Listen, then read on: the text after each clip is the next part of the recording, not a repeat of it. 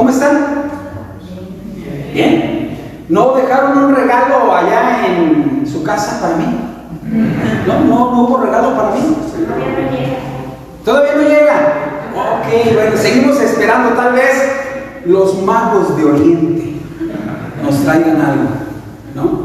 Ya el viejo barbón, blanco y bonachón ya pasó, no nos trajo nada, pero esperemos que los magos de Oriente sí nos traigan, seguro, ¿no? Claro, si usted espera. Yo no sé, por aquí en el norte del país, hermanos, yo veo que es más fuerte, culturalmente hablando, lo de Santa Claus, ¿sí? Por ahí en el centro del país, hermanos, es más fuerte lo de los Reyes Magos.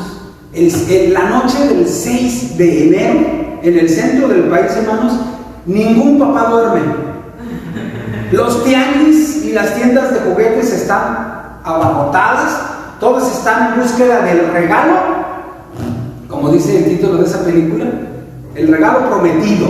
Yo sé que ustedes han visto de Arnold Schwarzenegger, ¿no? Todo el mundo disparado, ¿no? Buscando el regalo prometido. Bueno, por allá en mi rancho, en el centro del país, eso sucede. Bueno, dependiendo de la zona geográfica donde usted se ubica. Ahora estamos nosotros en el norte del país y acá nos toca más vivir lo de los regalos del 25 de enero, ¿no? Como que es más fuerte hacia el norte del país. Bueno, independientemente de eso.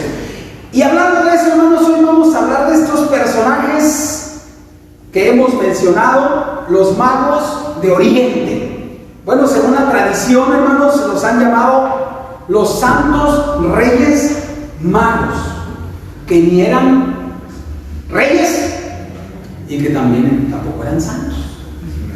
Bueno, la Biblia nos dice que eran magos de Oriente. Pero vamos a ver, hermanos, el día de hoy vamos a aprender sobre estos personajes. ¿Qué nos dice, hermanos, la Escritura? ¿Qué nos dice? Recuerden que estamos ya hoy en el último domingo del año y hoy vamos a culminar, hermanos, con nuestra serie de mensajes alusivos, hermanos, a la encarnación de nuestro Señor Jesucristo.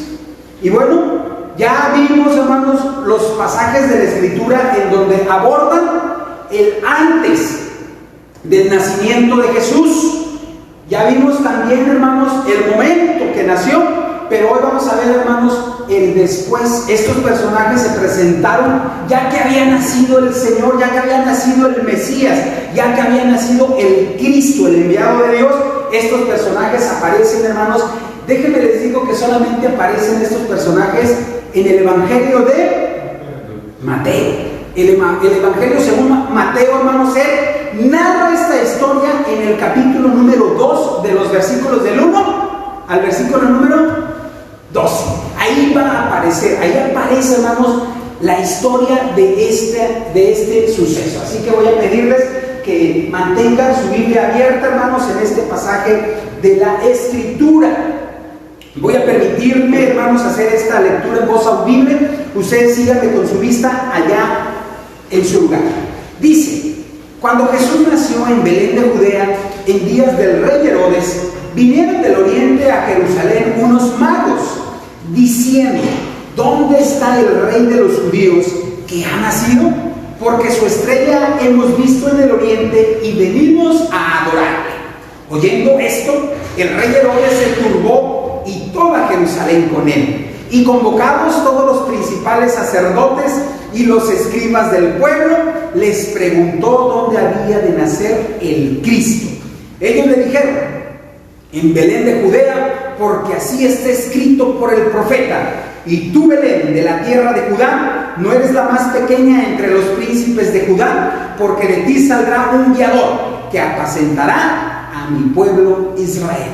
Entonces Herodes, llamando en secreto a los magos, indagó de ellos diligentemente el tiempo de la aparición de la estrella, y enviándolos a Belén, dijo: id allá y averiguad con diligencia acerca del niño, y cuando le halléis, hacedmelo saber, para que yo también vaya y le adore. Ellos, habiendo oído al rey, se fueron, y he aquí la estrella que habían visto en el oriente iba delante de ellos, hasta que llegando se detuvo sobre donde estaba el niño. Y al ver la estrella se regocijaron con muy grande gozo, y al entrar en la casa vieron al niño con su madre María y postrándose lo adoraron, y abriendo sus tesoros le ofrecieron presentes: oro, incienso y mirra.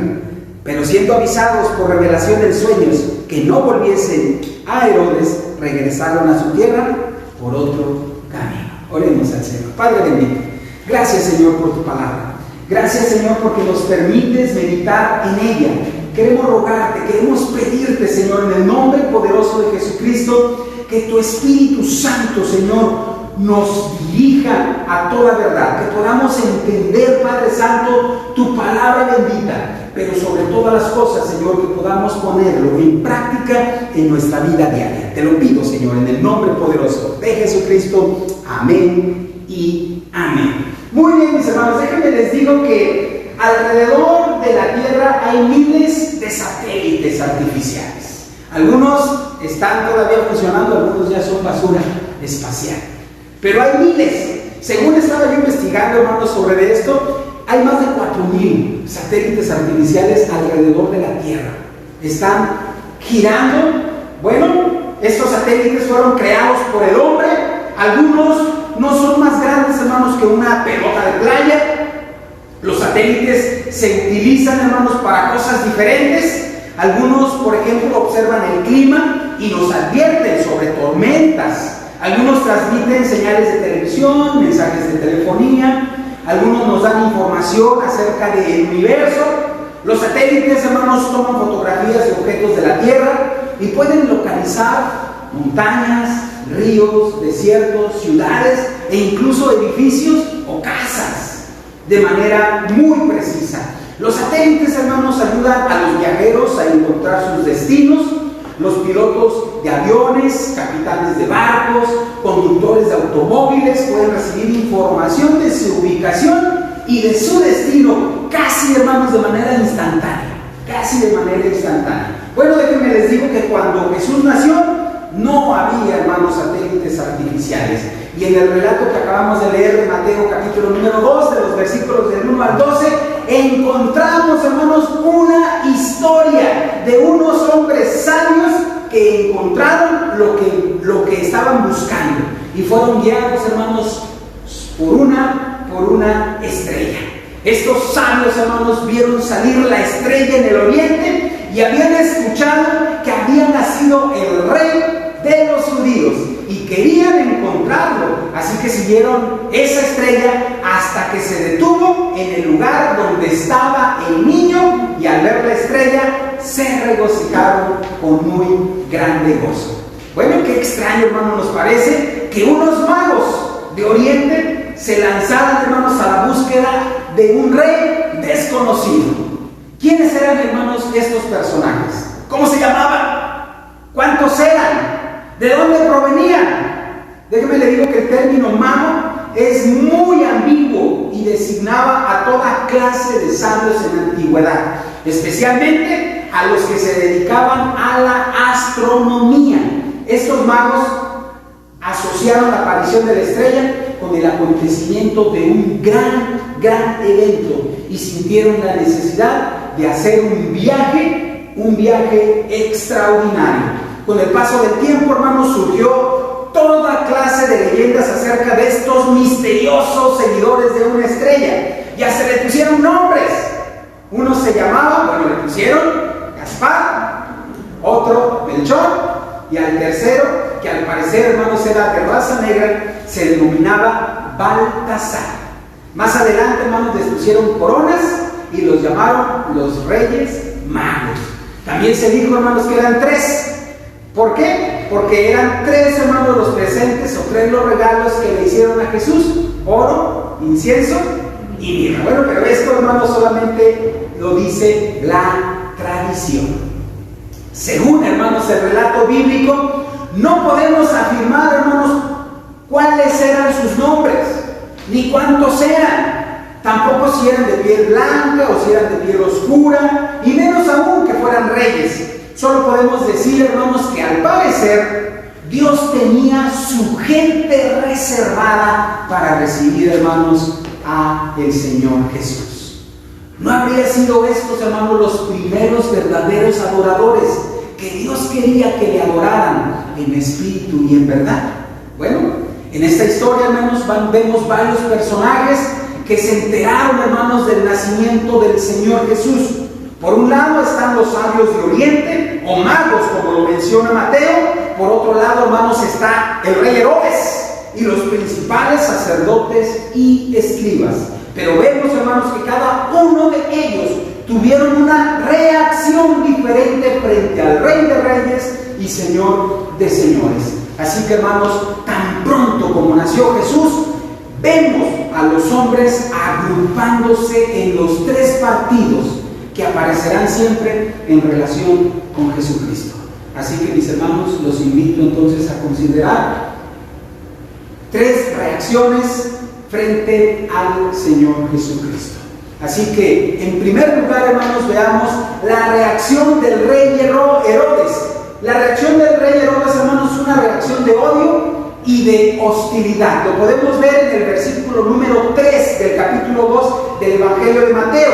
Dice: oyendo esto, el rey Herodes se turbó y toda Jerusalén con él. Bueno, Herodes, hermanos, se turbó por su mala conciencia, porque temía, hermanos, a las consecuencias de sus antecedentes políticos, porque en vez de ver al niño como su salvador y rey, lo vio, hermanos, como un rival. Y podríamos decir, hermanos, que Herodes era toda una fichita. Miren, ¿sabe que el rey Herodes mencionado aquí en este pasaje era el grande hijo de un idumeo llamado Antípater, que fue declarado rey de los judíos por el Senado romano allá en el año 40 antes de Jesucristo? Herodes pudo asumir plenamente ese puesto por el año 37 antes de Jesucristo. Murió en marzo del año 4 antes de Jesucristo, según el calendario cristiano, o sea, el año 750 según el calendario romano. Como veremos más adelante, estas fechas, hermanos, son vitales para establecer la fecha del nacimiento de nuestro Señor Jesús. Bueno, Herodes, hermanos, déjenme les digo que era un hábil gobernante. Reedificó, hermanos, el templo de los judíos en Jerusalén para congraciarse, hermanos, con el pueblo. Era hombre, hermanos, de grandes ambiciones, acumuló fortunas y las gastó generosamente en regalos y banquetes. Por otro lado, hermanos, era muy celoso y extremadamente cruel. No toleraba rivales. Tuvo 10 esposas en sucesión. Llegó a casarse con la bella Mariane, heredera de la línea Macabea. Tuvo varios hijos que le siguieron en el poder sobre Palestina. En los últimos años de su vida se volvió cada vez más arbitrario y cruel. Mandó, hermanos, a ejecutar a su esposa favorita, a Mariane, a su cuñado, a algunos de sus propios hijos y a otros allegados. O sea que, mis hermanos, cuando él sentía que alguien le iba a quitar lo que él tenía, simple y sencillamente lo mandaba a eliminar.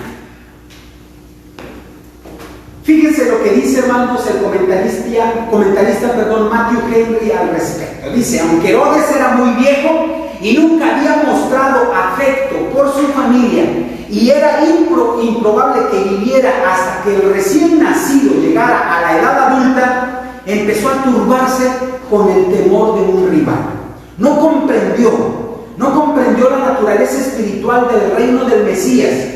Cuidémonos de la fe muerta. El hombre puede estar persuadido de muchas verdades y aún puede odiarlas, porque interfieren con su ambición o licencia pecaminosa. Tal creencia le incomodará y se decidirá más a oponerse a la verdad y a la causa de Dios, y puede ser suficientemente necio para esperar tener éxito en esto. Bueno, déjenme le digo, hermanos, que muchas personas no quieren entregar las riendas de su vida a el Señor Jesús. Por eso temen, hermanos, la influencia de Jesús en su vida. Cuando, hermanos, el Señor Jesús sale a su encuentro y les pide un cambio, un sometimiento, simple y sencillamente la gente le dice: no, muchas gracias, yo tengo mi vida, tengo mis propios ideales, tengo mi propia manera de vivir, no quiero nada contigo.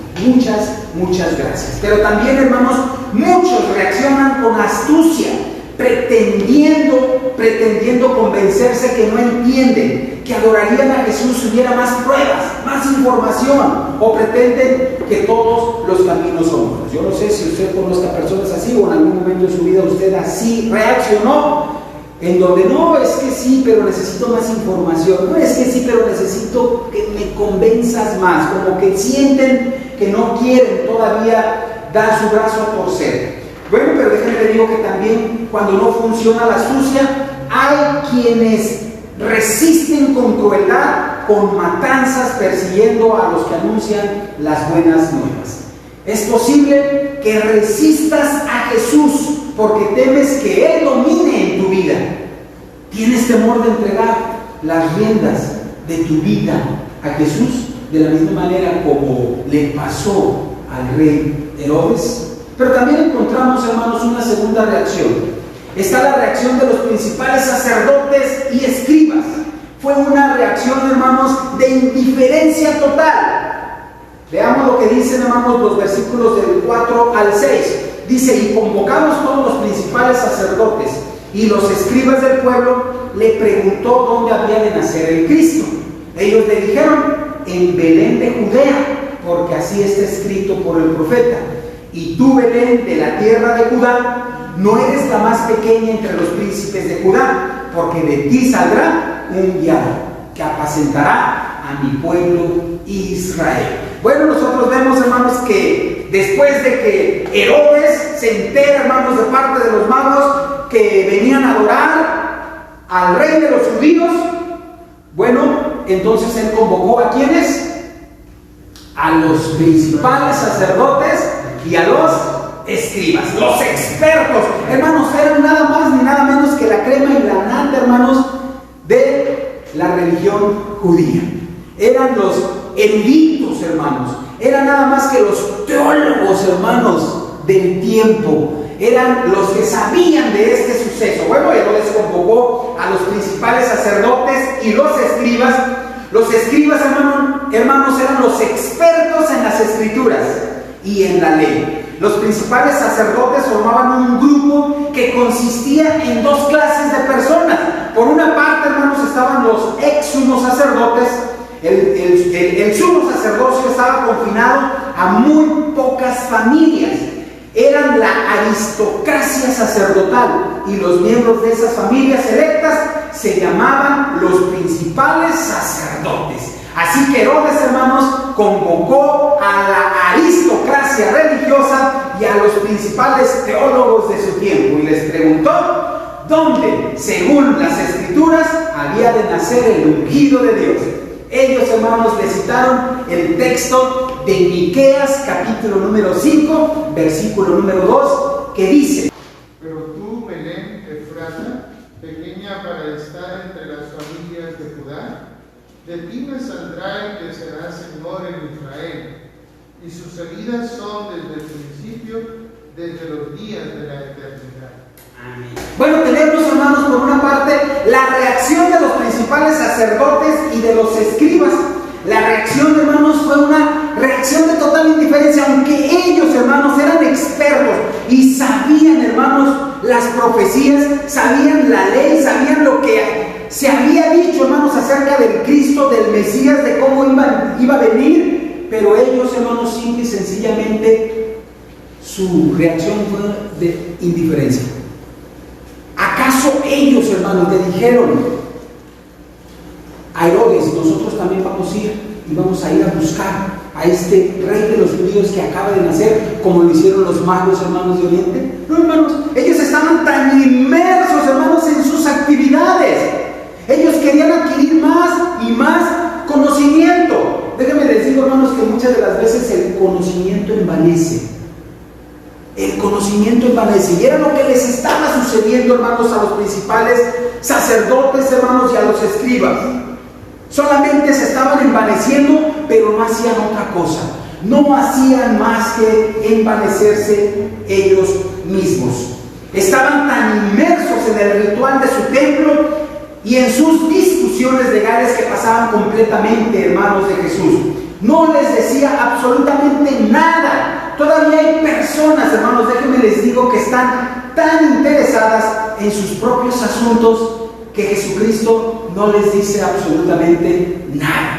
Todavía se puede hacer la entrañable, hermanos, pregunta del profeta allá en Lamentaciones 1:12.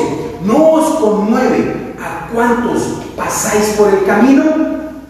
Déjenme les digo, hermanos, que hay quienes se saben todo el Evangelio, se lo saben la historia del Señor Jesucristo, de su nacimiento, de su encarnación, pero déjenme les digo que a pesar de que se la saben, se quedan indiferentes, ni le quieren, hermanos, pensar más allá de eso.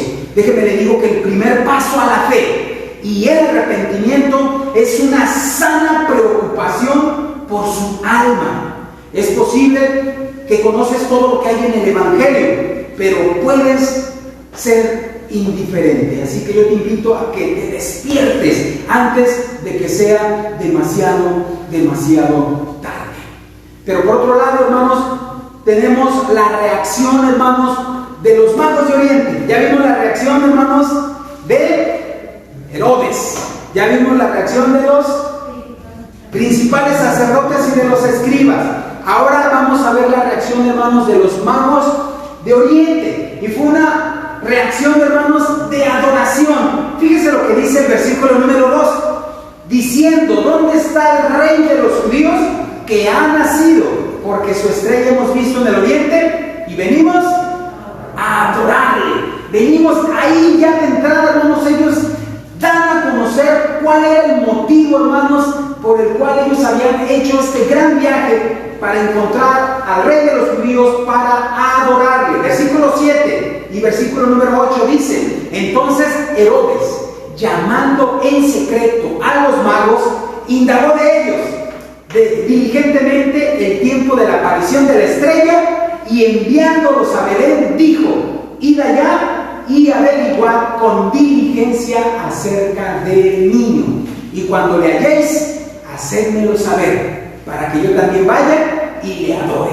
Ellos, habiendo oído al rey, se fueron, y he aquí la estrella que habían visto en el oriente iba delante de ellos, hasta que llegando se detuvo sobre donde estaba el niño, y al ver la estrella se regocijaron con muy grande gozo, y al entrar en la casa vieron al niño con su madre María, y postrándose, ¿qué dice?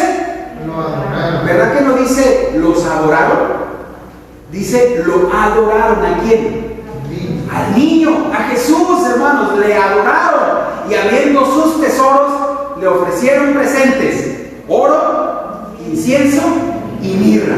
Pero siendo avisados, hermanos, en revelación en sueños que no volviesen a Herodes, regresaron a su tierra por otro camino. El texto, hermanos, aclara el propósito de los magos. Vinieron para adorarle al recién nacido. Déjame le digo, hermanos, que el término adorar, que significa postrarse hacia, se encuentra 2 veces en Mateo, 3 de las cuales, hermanos, están en este pasaje, en el versículo número 2, en el versículo número 8 y en el versículo número 11. Los magos, hermanos, dejan una gran lección y desafío, hermanos, para los creyentes de todos los tiempos. Vinieron desde muy lejos. Fue un viaje, hermanos, peligroso, costoso y sobre todo, hermanos, cansador. Y vinieron para adorar a Jesús. Vinieron con poca revelación, pero vinieron, hermanos, con gran gozo. Y vinieron con la idea correcta, hermanos, de la adoración. Adoraron, hermanos, a Jesús, no a la madre, postrándose y postrando sus ofrendas. Dios, hermanos, utilizó el medio más familiar, hermanos, de los magos para comunicarles este evento sin igual. Ellos notarían, hermanos, sin demora la aparición de una estrella nueva, brillante, llamativa. Se han hecho, hermanos, varios intentos para explicar por vía natural la aparición de la estrella. Déjenme le digo que, por ejemplo, el astrónomo Kepler, a principios del siglo XVII, determinó que hubo una conjunción espectacular particular de los planetas Júpiter y Saturno en mayo, octubre y noviembre del año 747 de Roma, fenómeno que ocurre una vez cada 800 años. Otro dato, hermanos, descubierto en las tablas astronómicas chinas es la aparición de una estrella. Algunos la llaman cometa o estrella fugaz en el año 750 de Roma. Pero de ninguna manera, hermanos, tales datos científicos, por más interesantes que sean, satisfacen, hermanos, la descripción en el versículo número 9. Hoy hay por lo menos dos indicaciones, hermanos, de una intervención sobrenatural de Dios. Mateo dice, hermanos, que la estrella iba delante de ellos, es decir, los guiaba, indicando, hermanos, que la estrella se movía en la dirección hacia Belén. Además, hermanos, Mateo dice que se detuvo sobre donde estaba el niño, ahí en el versículo número 9, en su segunda parte.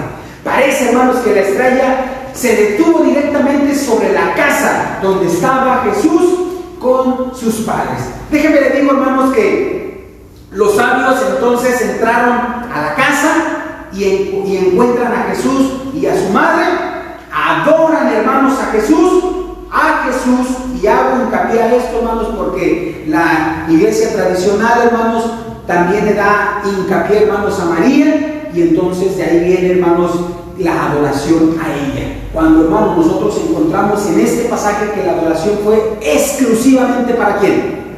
Para Jesús. Y en los evangelios, durante el ministerio, hermanos, del Señor Jesús, vemos que cuando sanó enfermos, también le adoraron al Señor. Pedro también, pero también vemos, hermanos, que en ninguno de los evangelios se narra que alguien le haya rendido adoración a María. Yo nunca lo he encontrado.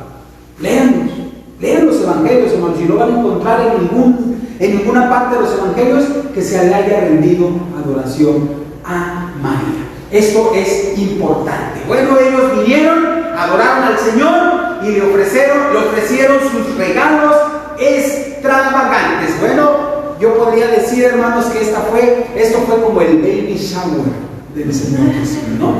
Sí, hace poquito tuvimos un baby shower aquí en la iglesia. Le llevamos regalos a la nieta del hermano Jorge. Y todo fue, hermanos, ahora con la pandemia, a través de como se está haciendo ahora, ¿no? Ya no vamos de manera presencial. Bueno, sí podemos ir de manera presencial, pero desde nuestros carros.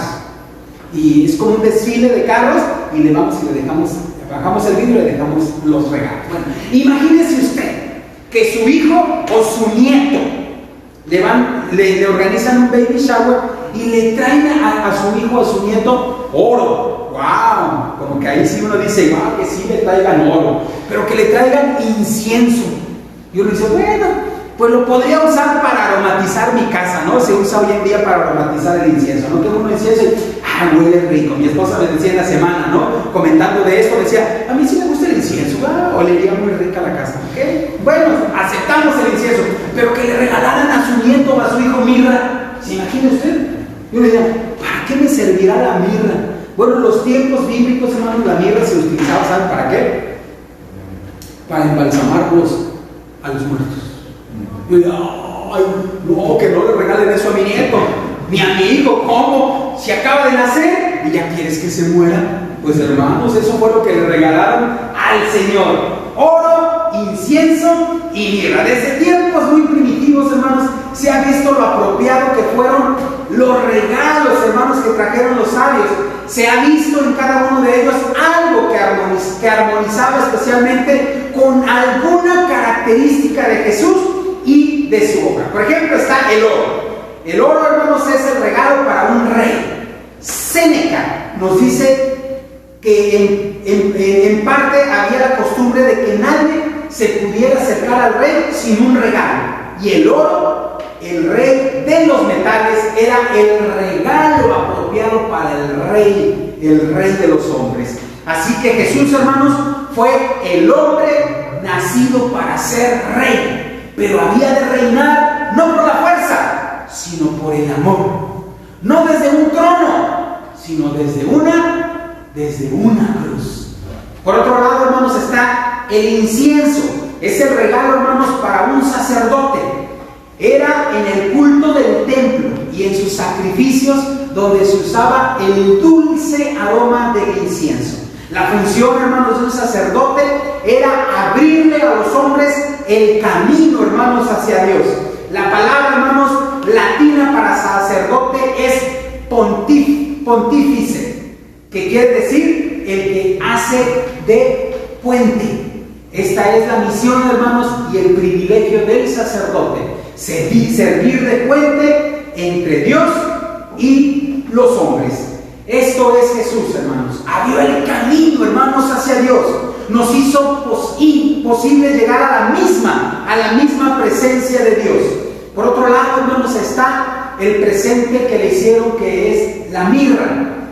Déjenme le digo que la mirra es el regalo para uno que va a morir. La mirra, hermanos, se usaba para embalsamar los cuerpos de los muertos.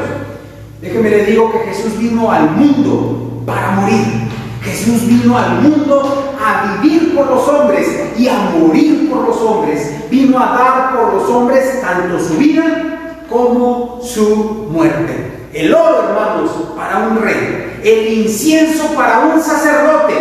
La mirra para uno que había de morir. Estos fueron, hermanos, los regalos de los sabios, que aún a los pies de la cuna de Cristo predecían que había de ser el verdadero rey, el perfecto sacerdote y, por último, el supremo salvador de los hombres. Déjenme le digo, hermanos, que estos sabios fueron los que tuvieron la actitud correcta, una actitud de adoración. Pero déjenme le digo que la verdadera adoración no es la repetición mecánica de rituales, sino debería, hermanos, ser de todo corazón irreverente. Debería ser basada en vidas de obediencia y de confianza. Es más, la obediencia es vista como un acto, hermanos, de adoración. La adoración, hermanos, debe de estar de acuerdo con los mandamientos de Dios, como dice Génesis 22:2. Y dijo: toma ahora tu hijo, tu único hijo Isaac, a quien amas, y vete a tierra de Moriah, y ofrécelo allí en holocausto sobre uno de los montes que yo te diré. Está de acuerdo entonces, hermanos, la adoración con los mandamientos de Dios, y esto debe de llevarnos a la obediencia. Pero también, hermanos, la adoración no debe de ser mecánica.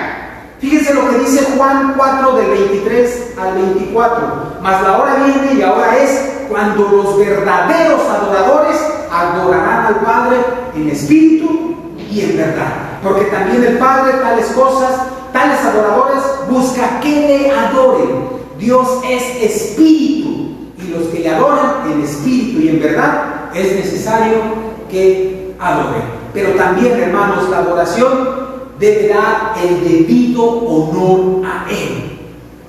Fíjense lo que dice Primera de Crónicas 16:29. Dad a Jehová la honra debida a su nombre. Traed ofrendas y venid delante de Él. Postraos delante de Jehová en la hermosura de su santidad. Pero también la adoración como mera idea humana, hermanos, es inaceptable. Isaías 29:13 dice pues el Señor: porque este pueblo se acerca a mí con su boca y con sus labios me honra, pero su corazón está lejos de mí, y su temor de mí no es más que un mandamiento de hombres que les ha sido enseñado. Pero por otro lado, también la adoración debe de ser ordenada y reverente. Primero los Corintios 14:40 dice: pero hágase todo decentemente y en orden. También, hermanos, la adoración debe de ser fundada en una vida piadosa y obediente. Lo podemos ver en Miqueas 6, del 6 al 8, Romanos 12:1, el Salmo 15:1, etcétera, etcétera. También, hermanos, la adoración debe tener la actitud apropiada, hermanos, para los adoradores. Y debemos de prepararnos, hermanos, para la adoración. Primero los Corintios 11:28 dice: por tanto, pruébese cada uno a sí mismo, y coma así del pan y beba de la copa. Para tener un tiempo de adoración que sea agradable delante de Dios, hermanos, primero tenemos que prepararnos. tenemos que ponernos a cuentas con Dios. Y si también tenemos que ponernos a cuentas con nuestros hermanos, tenemos que hacerlo. El Señor Jesucristo dijo: si vas a presentar tu ofrenda delante del altar y allí te acuerdas que tu hermano, ni siquiera eres tú, sino tu hermano tiene algo contra ti, dice: deja allí tu ofrenda, ve y reconcíliate primero con tu hermano, y entonces ahora sí ven y presenta tu ofrenda. Debemos de prepararnos, hermanos, para la adoración. Y debe de ser también, hermanos, de todo corazón. Deuteronomio 6:5 dice: amarás a Jehová tu Dios de todo tu corazón y de toda tu alma y con todas tus fuerzas. Además de eso, nuestra adoración debemos de tener confianza en acercarnos a Dios, como dice Hebreos 10, 22 y 23. Acerquémonos con corazón sincero, en plena certidumbre de fe, purificando los corazones de mala conciencia y lavando los cuerpos con agua pura. Mantengámonos firmes, sin fluctuar, la profesión de nuestra esperanza, porque fiel es el que prometió. Tenemos, hermanos, entonces la reacción de los sabios, la reacción de piadoso servicio, una reacción de adoración, el deseo de poner a los pies de Jesucristo, hermanos, los dones más nobles que pudieron aportar. Sin duda, cuando uno se da cuenta, hermanos, del amor de Dios a través de su Hijo Jesucristo, también se pierde, hermanos, como ellos, en adoración, admiración, alabanza a Él. Como conclusión, hermanos, cuando sabemos de Jesús, como lo supieron estos personajes, podemos reaccionar, hermanos, de la misma manera que ellos, con una reacción de odio y de hostilidad, con una reacción, hermanos, de indiferencia total, o con una reacción, hermanos, de verdadera adoración, como lo hicieron los magos de Oriente. Una reacción, hermanos, digna de imitar. Los magos les dieron sus regalos a Jesús. Y tal vez tú digas: pero yo no tengo oro, yo no tengo incienso, yo no tengo mirra, yo no tengo algo digno de presentarle a mi Señor. Pero déjame te digo que hoy tú puedes darle un regalo al Señor Jesús, y es tu corazón. Hoy puedes darle tu corazón al Señor, aunque sea un corazón sucio, un corazón contaminado, pero Él lo puede limpiar, Él lo puede purificar. Porque a eso vino a este mundo, a dar su vida en la cruz del Calvario, para que tú y yo pudiéramos ser perdonados de nuestros pecados, para que Él pudiera limpiarnos de toda maldad. Así que hoy tú puedes darle al Señor Jesús como regalo tu corazón y rendir y caer rendido a sus pies, de rodillas, en una actitud de adoración, una entrega a Él, un sometimiento a Él. Déjenme les digo que el versículo número 12 dice: pero siendo avisados por revelación en sueños que no volviesen a Herodes, regresaron a su tierra por otro camino. Déjame te digo, mi hermano, que toda persona que tiene un encuentro real y genuino con Jesucristo no puede volver por el mismo camino por donde venía, sino por el único camino que nuestro Señor Jesucristo nos ofrece. Oremos a nuestra Dios. Padre bendito, gracias, Señor, por tu palabra. Gracias, Señor, porque hace más de 2000 años, en el cumplimiento de tu tiempo, en tu tiempo perfecto, tú enviaste a tu Hijo, nacido bajo la ley, y tú utilizaste, Señor, como instrumento a María, para que ella pudiera tener en su vientre a tu Hijo, y que fue engendrado a través de tu Espíritu Santo. Pero nosotros podemos entender, Señor, y ella lo pudo entender también, Señor, que Jesucristo era el protagonista de la historia de la humanidad, y que a Él, de la misma manera como estos magos de Oriente, siendo guiados por ti sin lugar a dudas a través de esa estrella, y llegaron y encontraron al niño, y postrados le adoraron y le ofrecieron sus regalos, sus presentes. De la misma manera, cada uno de nosotros hoy queremos, Padre Santo, ofrecer nuestra vida, que no es ni nuestra, es prestada, es tuya. Pero Padre Santo, tú quieres que de una manera voluntaria vengamos delante de ti y nos rindamos, Señor, a ti. Padre Santo, yo te pido por los que aún no se han rendido, por los que aún no te han dado el control de su vida, los que no han abierto su corazón para que entre Jesucristo y reine en él. Que tú, Padre Santo, los convenzas de su pecado, los convenzas de justicia y los convenzas de juicio, y les des verdadero arrepentimiento y fe en ti. Pero también te pido, Señor, por aquellos que ya hemos puesto la fe en ti y que tal vez, Padre Santo, en el caminar contigo, algunas cosas, Señor, nos han desviado, algunas cosas nos han llenado de temor. Yo quiero rogarte, Padre Santo, que pongas fe y confianza en nosotros, que de la misma manera como tú preservaste a estos magos para que llegaran y adoraran al Rey, al Mesías, a tu Hijo amado, de la misma manera como tú, Padre Santo, estuviste cuidando, Señor, la vida de tu Hijo Jesucristo hasta que se cumpliera el propósito por el cual tú le habías enviado a este mundo. De la misma manera te pedimos que tú, Padre Santo, nos des fe y confianza en ti, que en medio de las vicisitudes de la vida, en medio de los problemas, en medio de las angustias, en medio de las enfermedades, podamos voltear, Señor, hacia ti y confiar que tú tienes, Señor, el control del universo y el control de nuestras vidas, y que nada se ha salido de tus manos.